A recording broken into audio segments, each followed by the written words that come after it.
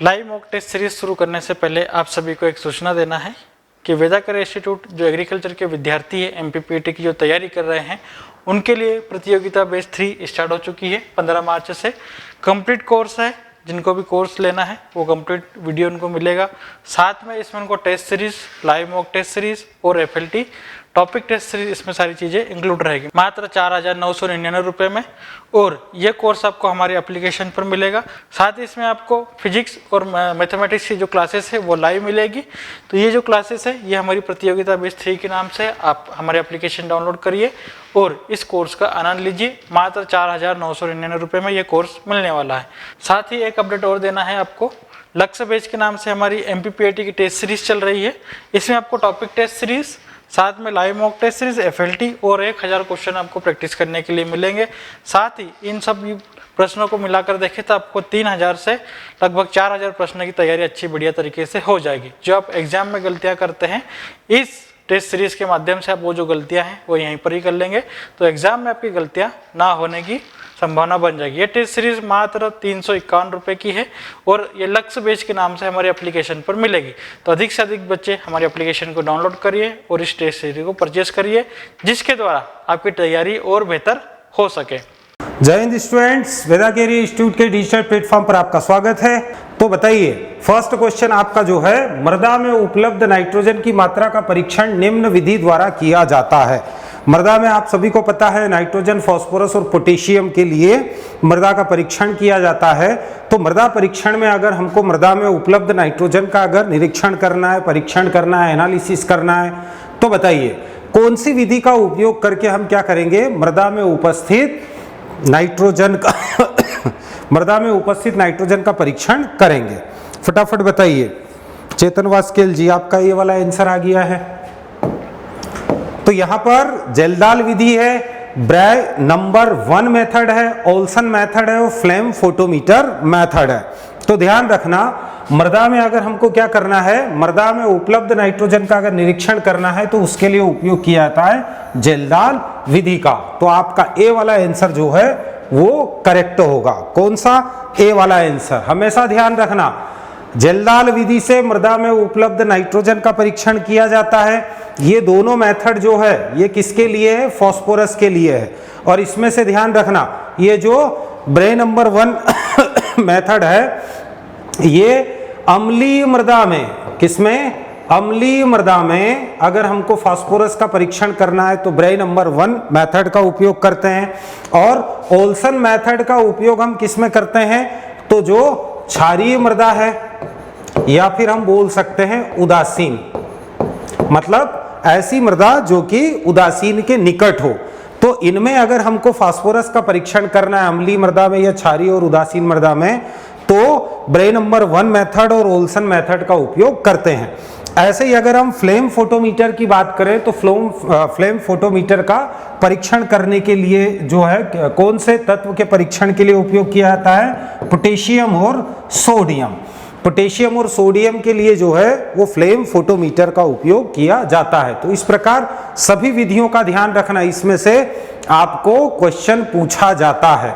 ठीक है, तो मृदा परीक्षण के समय नाइट्रोजन के परीक्षण के लिए जेल्डाल विधि, ब्रे नंबर 1 मेथड अम्लीय मृदा में फास्फोरस के परीक्षण के लिए है, फिर उदासीन या क्षारीय मृदा के लिए ओल्सन मेथड है फास्फोरस के परीक्षण के लिए, और पोटेशियम और सोडियम के परीक्षण के लिए होता है फ्लेम फोटोमीटर। ठीक है, तो ये ध्यान रखना, आप चारों के आंसर आपने देखे हैं। नेक्स्ट अगला, निम्न में से जल विलेय फॉस्फेटिक उर्वरक है। आपको पता है भैया, फास्फोरस के जो फर्टिलाइजर है इनको 3 कैटेगरी के अंदर डिवाइड किया है। एक तो जल विलेय और दूसरा जो होता है वो दूसरा आपका जो होता है वो साइट्रेट विलेय, और थर्ड होता है जल और साइट्रेट दोनों में अविलेय। तो आपको यहाँ पर बताना है, आपको क्वेश्चन पूछा है कि कौन सा फॉस्फेटिक फर्टिलाइजर जल में विलेय है, ये आपको बताना है। ठीक है, फिर मैं आपको बताता हूं कि इसका करेक्ट आंसर क्या होगा। फटाफट बताइए क्या आंसर होना चाहिए आपका। फर्स्ट आपका जो है वो है डाई कैल्शियम फॉस्फेट, फिर बेसिक स्लेग या धातुमल, फिर नेक्स्ट आपका जो है रॉक फॉस्फेट, फिर है सिंगल सुपर फॉस्फेट। थोड़ा आंसर देने में जल्दी कीजिए भैया। ठीक है, चैट सेक्शन, कमेंट सेक्शन, कहीं पर भी आंसर आप दीजिए, बट आंसर देना है आपको, ठीक है। तो यहां पर ध्यान रखना भैया, ये दोनों जो होते हैं ये साइट्रेट विलेय फॉस्फेटिक फर्टिलाइजर है। साइट्रिक एसिड विलेय, ये साइट्रिक एसिड में विलय होते हैं बट जल में अविलय होते हैं। दूसरा अगर हम देखें तो रॉक फॉस्फेट जो होता है ये साइट्रिक एसिड और जल दोनों में अविलय है। हमने एग्जांपल देखा था रॉक फॉस्फेट और हड्डी का चूर्ण, ये दोनों रॉक फॉस्फेट और हड्डी का चूर्ण ये फॉस्फेटिक फर्टिलाइजर है, बट ये साइट्रिक एसिड और जल दोनों में अविलय होते हैं। But single super phosphate SSP, single super phosphate जो होता है जिसको एसएसपी बोलते हैं, एसएसपी जल विलय भी है, साथ ही साथ आपको पता है भैया एसएसपी के अंदर फास्फोरस के अलावा 2 तत्व और होते हैं। कौन से तत्व होते हैं फटाफट चैट सेक्शन या कमेंट सेक्शन में बताइए, कौन से होते हैं? Single super phosphate SSP, SSP में P2O5 की मात्रा पता होना चाहिए, P2O5 कितना होता है? 16%। अगर हम डीएसपी में बोले तो 16 दूना 32, टीएसपी में बोले 16 तिया 48, 16 का पहाड़ा याद रखना है, एसएसपी, डीएसपी और टीएसपी, ठीक है, ध्यान रखना। तो बताइए सिंगल सुपर फॉस्फेट में फास्फोरस के अलावा और कौन से तत्व पाए जाते हैं? राजौरिया जी कैल्शियम और सल्फर, बिल्कुल कैल्शियम एंड सल्फर, ये तीनों तत्व सिंगल सुपर फॉस्फेट देता है। तो ध्यान रखना ये मोस्ट टाइम पे क्वेश्चन है, क्वेश्चन आपको पूछता है, इसको अलग अलग टाइप से पूछ सकता है। जल विलय तो आपने देख लिया है, अब अगर यहां पर देखो तो आप ये भी इस टाइप से भी ये क्वेश्चन को पूछा आ सकता है कि एसएसपी के अंदर कौन कौन से तत्व होते हैं, तो फास्फोरस तो है, साथ ही साथ कैल्शियम और सल्फर भी पाया जाता है। कभी कभी इस क्वेश्चन को घुमाकर पूछता है कि कौन सा ऐसा उर्वरक है जिसमें 3 पोषक तत्व मौजूद हैं, तो आप ध्यान रखना भैया, ठीक है। ये तो 16% है, यहां पर अगर हम कैल्शियम की बात करें तो बिल्कुल 21.8% होता है भैया, और सल्फर कितना होता है? बिल्कुल आपका 21% के लगभग, याद रखना इसको, 21 के लगभग, और ये आपका लगभग 11.8% के लगभग होता है। 21 के समथिंग होता है कैल्शियम और सल्फर 11.8 के लगभग होता है। तो ध्यान रखना ये पूछा जाता है। नेक्स्ट अगला क्वेश्चन हम देखते हैं, निम्न में से कौन सा फॉस्फेटिक उर्वरक स्टील उद्योग से प्राप्त होता है? स्टील इंडस्ट्री का बाय प्रोडक्ट कौन सा है भैया, बताइए। स्टील इंडस्ट्री का बाय प्रोडक्ट बताना है आपको, स्टील उद्योग का उप उत्पाद या बाय प्रोडक्ट कौन सा है, बताइए। वो फॉस्फेटिक फर्टिलाइजर है बट स्टील इंडस्ट्री का बाय प्रोडक्ट है भैया, स्टील इंडस्ट्री से प्राप्त होता है। कौन सा फर्टिलाइजर है? Ammonium sulphate, rock phosphate, basic slag जिसको धातु मल कहा जाता है, ये डाई कैल्शियम फॉस्फेट। बहुत आसान क्वेश्चन है। चेतन वास्केल जी सी, बेसिक स्लेग या धातु मल, राजपूत जी सी, राजौरिया जी डी। ध्यान रखना भैया बेसिक स्लेग, इसको नाम ही लिखा हुआ है धातु मल, ये स्टील क्या है? धातु है ना, धातु। स्टील क्या है? धातु है, धातुओं का मल मूत्र ये बोल सकते हैं, या फिर इसको जनरली बेसिक स्लेग कहा जाता है, थॉमस भी बोलते हैं भैया इसको, ठीक है, ध्यान रखना। तो ये बेसिक स्लेग जो होता है ये स्टील इंडस्ट्री का बाय प्रोडक्ट होता है, तो सी वाला आंसर आपका करेक्ट होगा। अगला देखते हैं, अम्लीय मृदा में उपलब्ध फास्फोरस का विश्लेषण करने की विधि है। अम्लीय मृदा में फास्फोरस के विश्लेषण करने की विधि को बताइए भैया। अभी मैंने बताया था आपको अम्लीय मृदा में उपलब्ध फास्फोरस का विश्लेषण करने की विधि कौन सी है अम्लीय मृदा के लिए? राजौरिया जी बी बता रहे हैं, चेतन जी बी बताइए भैया, क्या आंसर होना चाहिए? बिल्कुल ब्रे नंबर 1 मेथड, ये अभी मैंने आपको बताया। ओल्सन मेथड क्षारीय मृदा में फास्फोरस के विश्लेषण के लिए है, जलदाल विधि नाइट्रोजन के लिए है, और फ्लेम फोटोमीटर मेथड जो होती है ये पोटेशियम और सोडियम के लिए होती है। तो यहां पर आपका जो करेक्ट आंसर है, चेतन जी गड़बड़ कर गए यहां पर भैया, यहां पर क्या बोला है? अम्लीय मृदा का बोला है। किसका बोला है? अम्लीय मृदा का, और अम्लीय मृदा का तो मैंने आपको बताया है, ठीक है, ध्यान रखना। अम्लीय मृदा का क्या है? ब्रे नंबर 1 मेथड, और ओल्सन मेथड क्षारीय मृदा और उदासीन मृदा के लिए है, लेकिन दोनों ये फास्फोरस के विश्लेषण की ही है, ठीक है, ध्यान रखना। नेक्स्ट अगला क्वेश्चन देखते हैं, म्यूरेट ऑफ पोटास को कहा जाता है, म्यूरेट ऑफ पोटास जिसमें पोटास या K2O की मात्रा 60% होती है। भारत में सबसे ज़्यादा पोटास के लिए सबसे ज़्यादा उपयोग होने वाला फर्टिलाइजर MOP होता है, म्यूरेट ऑफ पोटास। ठीक है, बताइए इसमें म्यूरेट ऑफ पोटास को कहा जाता है, क्या कहते हैं भैया? Potassium nitrate, potassium sulphate, potassium chloride या पोटेशियम सल्फेट नाइट्रेट। बिल्कुल, बहुत बढ़िया, पोटेशियम क्लोराइड, बहुत बढ़िया भैया, पोटेशियम क्लोराइड। इसका सूत्र होता है KCl। क्या होता है? KCl, potassium chloride. इसमें आप अगर देखो तो K2O का जो वैल्यू होता है वो कितना होता है? 60% होता है। ठीक है, बहुत बढ़िया। नेक्स्ट अगला बताइए। हाँ, मिश्रित उर्वरक की परिकल्पना सर्वप्रथम किसने दी? किसने सबसे पहले मिश्रित उर्वरक की परिकल्पना को दिया था? जेल्डाल ने, बेनेट ने या बाल्टीमोर ने या मेयर ने? ठीक है, यहां से बेनेट तो आएगा नहीं आंसर भैया। आपको पता है कि विश्व का सबसे पहला जो फर्टिलाइजर है जिसको कहा जाता है सुपर फॉस्फेट, क्लियर, वो म्यूरेट ऑफ पोटास से सबसे पहले सुपर फॉस्फेट को बनाया था बेनेट ने। ठीक है, तो ये तो बहुत पुराना वैज्ञानिक है। मिश्रित बाल्टीमोर, बिल्कुल बाल्टीमोर ने दी है, तो यहां पर करेक्ट आंसर कौन सा आएगा? बाल्टीमोर। ठीक है, तो आपका सी वाला आंसर जो है करेक्ट है। मतलब ये मिश्रित उर्वरक क्या होता है? जब हम भौतिक रूप से दो या दो से अधिक उर्वरक को क्या करते हैं? मिक्स करते हैं और एक साथ देते हैं खेत में, ताकि पैसा और श्रम दोनों बचे। इसको कहा जाता है मिश्रित उर्वरक। तो सबसे पहले मिश्रित मिक्स्ड फर्टिलाइजर का जो हाइपोथेसिस दिया था वो किसने दिया था? बाल्टीमोर ने दिया था। नेक्स्ट अगला देखते हैं, निम्न में से कौन सा विस्फोटक उर्वरक है? कौन से फर्टिलाइजर को हम एक्सप्लोजिव फर्टिलाइजर के नाम से भी जाने जाता है?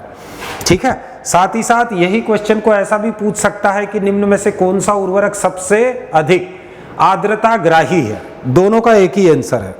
ठीक है, विस्फोटक उर्वरक और सबसे अधिक आर्द्रता ग्राही उर्वरक, दोनों का एक ही आंसर है।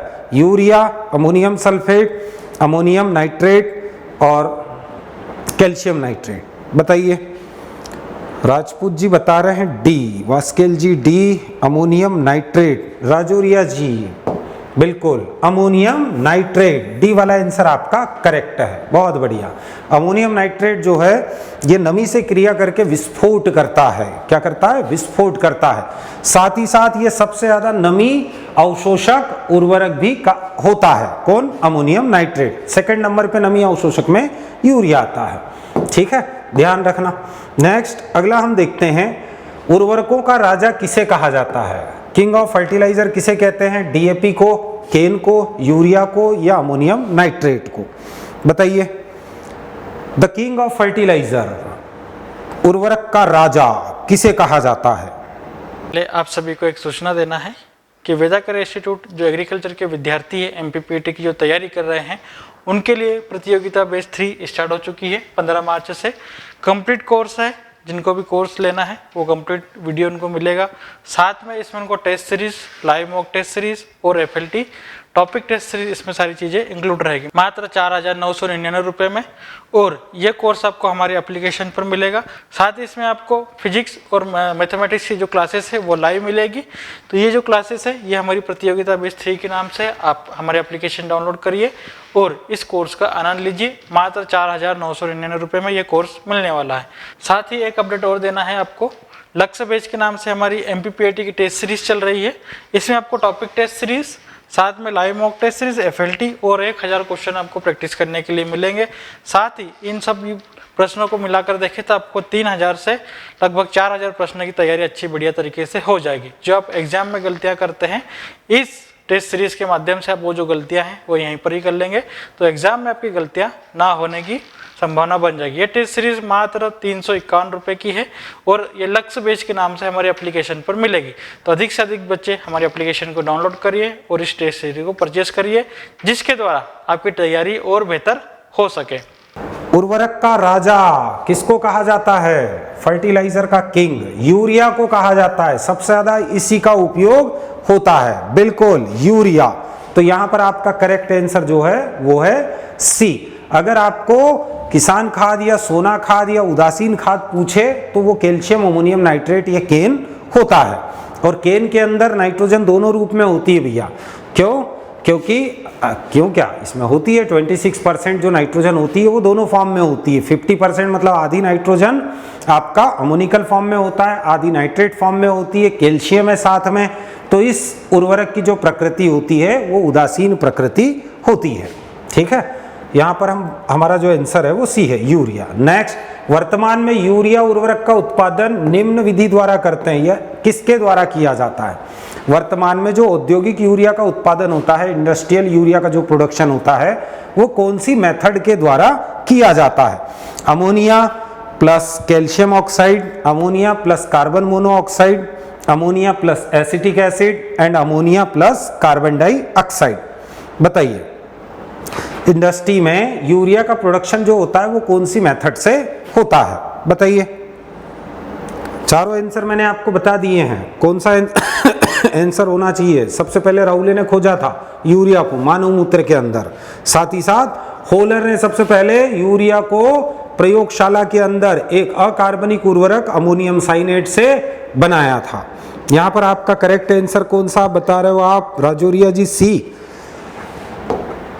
इंडस्ट्रियल यूरिया का जो प्रोडक्शन होता है अमोनिया प्लस कार्बन डाइऑक्साइड, किसके द्वारा होता है? अमोनिया और कार्बन डाइऑक्साइड। अमोनिया और कार्बन डाइऑक्साइड को उच्च ताप और उच्च दाब पर क्या करते हैं? इनके मिश्रण को गर्म किया जाता है, जिससे सबसे पहले जो बनता है वो आपका पहले बनने वाला प्रोडक्ट अमोनियम कार्बोनेट बनता है। उसके बाद जो है अस्थायी रूप से बनता है, उसके बाद जो है वो यूरिया NH2CO NH2 का प्रोडक्शन होता है। ठीक है, तो ध्यान रखना आपका डी वाला आंसर करेक्ट है। ठीक है, नेक्स्ट अगला देखते हैं हम। मृदा में यूरिया के जल अपघटन से बनता है। मृदा में यूरिया का जो जल अपघटन होता है यह हाइड्रोलिसिस होता है। जैसे आपने खेत में यूरिया डाला, यूरिया को डालने के बाद सबसे पहली घटना क्या होगी? उसका हाइड्रोलिसिस होगा, जल अपघटन होगा। जल अपघटन होने के बाद में फिर उसका क्या होगा? फिर उसका होगा नाइट्रिफिकेशन। तो बताइए, यूरिया के जल अपघटन से बनता है, क्या बनेगा भैया? बिल्कुल सी वाला आंसर करेक्ट है। यूरिया के जल अपघटन से मृदा में बनता है अमोनियम कार्बोनेट। क्या बनता है? Ammonium carbonate, NH4 whole twice CO3। क्या बनेगा? अमोनियम कार्बोनेट बनेगा। तो सी वाला आंसर आपका करेक्ट है। फिर अमोनियम कार्बोनेट में जो अमोनियम रूप में जो नाइट्रोजन होती है, इसको नाइट्रोसोमोनास और नाइट्रोबैक्टर जो है ये क्या करते हैं? नाइट्रिफिकेशन की प्रोसेस के द्वारा जो है पहले नाइट्राइट फिर नाइट्रेट में कन्वर्ट करके पौधे को दे देते हैं। ठीक है, नेक्स्ट, नाइट्रिफिकेशन का अर्थ है, नाइट्रिफिकेशन का अर्थ क्या होता है भैया? नाइट्रिफिकेशन या नाइट्रीकरण। यहाँ पर नाइट्रोजन फिक्सेशन नहीं बोला है, ठीक है, क्या बोला है? नाइट्रिफिकेशन। नाइट्रिफिकेशन क्रिया का अर्थ क्या होता है? बताइए। N2 का नाइट्रेट में कन्वर्ट होना, NH4 प्लस का NO2 माइनस में कन्वर्ट होना, मतलब नाइट्राइट में कन्वर्ट होना, फिर NO3 माइनस का NO2 माइनस में कन्वर्ट होना, या NH4 प्लस का NO3 माइनस में कन्वर्ट होना। फटाफट बताइए, नाइट्रिफिकेशन का अर्थ क्या है? नाइट्रिफिकेशन का अर्थ क्या होता है? सभी का गलत आंसर है भैया। नाइट्रिफिकेशन का अर्थ होता है अमोनिकल रूप को नाइट्रेट में कन्वर्ट करना। मैंने आज ही पढ़ाया था, क्लास के अंदर पढ़ाया था ना, मैंने आपको बताया था कि NH4 प्लस पर कौन दो चरणों में होता है ये नाइट्रिफिकेशन। पहले ये काय में बदलेगी? ये बदलेगी NO2 माइनस में। कौन बदलेगा इसको? नाइट्रोसोमोनास,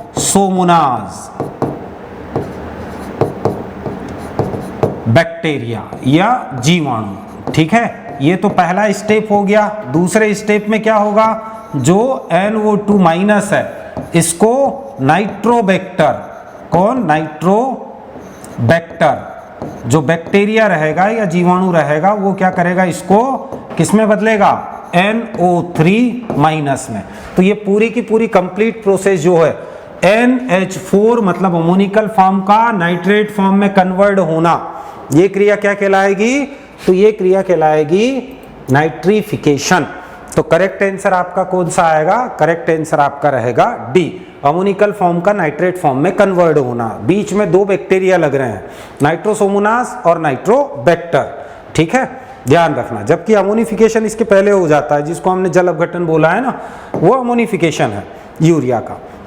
ठीक है, बताइए नेक्स्ट, नाइट्रीकरण क्रिया में अमोनिकल रूप से नाइट्रेट में बदलने वाले सूक्ष्म जीव क्रमशः होते हैं। बताइए कौन से सूक्ष्म जीव हैं जो अमोनिकल रूप को नाइट्रेट में बदलने के लिए उत्तरदायी होते हैं। बताइए, क्रमशः बोला है, क्रमशः बोला है मतलब सीक्वेंस से बताना है, पहले कौन लगेगा बाद में कौन लगेगा, ठीक है। बताइए क्या होना चाहिए, first Nitrobacter and Nitrosomonas, next urea and Nitrosomonas, third Nitrobacter and nitrogenase, next Nitrosomonas and Nitrobacter. बिल्कुल अभी मैंने आपको बताया, राजौरिया जी, वास्केल जी, राजपूत जी, बिल्कुल डी वाला करेक्ट आंसर है, नाइट्रोसोमोनास और नाइट्रोबैक्टर। बिल्कुल नाइट्रोसोमोनास अमोनिकल रूप को नाइट्राइट में बदलेगा, फिर नाइट्राइट को नाइट्रोबैक्टर क्या करेगा, वो नाइट्रेट में कन्वर्ट कर देगा, ठीक है। अभी हम लोगों ने पढ़ा है। नेक्स्ट अगला बताइए, फर्टिलाइजर कंट्रोल ऑर्डर कब लागू हुआ। वैसे FAO फर्टिलाइजर कंट्रोल ऑर्डर जो बना है वो 1957 में बना है। कब बना है, 1957 में ये बन गया था, बट ये कंप्लीटली जो लागू हुआ, ये कब लागू हुआ फटाफट बताइए भैया। 1977 में तो फर्टिलाइजर सब्सिडी शुरू की थी, 1 नवंबर 1977 भारत सरकार ने फर्टिलाइजर पर सब्सिडी की शुरुआत की थी 1 नवंबर 1977 को। यहां पर आपको बताना है फर्टिलाइजर कंट्रोल ऑर्डर, ठीक है। तो फर्टिलाइजर कंट्रोल ऑर्डर एक्ट जो है वो 1957 में बना था, ठीक है। बट ये लागू कब हुआ, तो बिल्कुल ध्यान रखना 1985। कब लागू हुआ, 1985। बना था 1957 में, ठीक है, ध्यान रखना। नेक्स्ट अगला देखते हैं, फर्टिलाइजर कंट्रोल ऑर्डर FCO के अनुसार यूरिया में बायूरेट की अधिकतम मात्रा होनी चाहिए। यूरिया में बायूरेट की अधिकतम मात्रा मैक्सिमम कितना होना चाहिए बताइए। फर्टिलाइजर कंट्रोल ऑर्डर के अनुसार यूरिया में बायूरेट की अधिकतम मात्रा होना चाहिए। अगर हम यूरिया को धीरे धीरे गर्म करेंगे तो हमको एक भूरे कलर का पदार्थ बचेगा भैया, जिसको हम क्या बोलेंगे, बायूरेट, जो कि फसलों के लिए हानिकारक होता है। इसीलिए यूरिया में इसकी मात्रा को, अधिकतम मात्रा को क्या किया गया है, फिक्स। बिल्कुल C 1.5%, करेक्ट आंसर क्या है, 1.5%, 1.5%, ठीक है। 1.5% आपका करेक्ट आंसर है। और साथ ही साथ मॉइस्चर या नमी का भी ध्यान रखना भैया, नमी कितनी फिक्स की गई है, मैक्सिमम 1%। ये दोनों चीजें आपको ध्यान रखना है। इसके अलावा ध्यान रखना कि ऐसा यूरिया जो कि फसलों पर छिड़काव के लिए उपयोग किया जाता है, मतलब फोलियर स्प्रे के लिए उपयोग किया जाता है, उसमें बायूरेट की मात्रा 0.5% से ज्यादा नहीं होना चाहिए, ठीक है। तो ठीक है, आज की क्लास को यही विराम देते हैं, मिलते हैं नेक्स्ट वीडियो में, तब तक के लिए शुभ रात्रि और जय हिंद।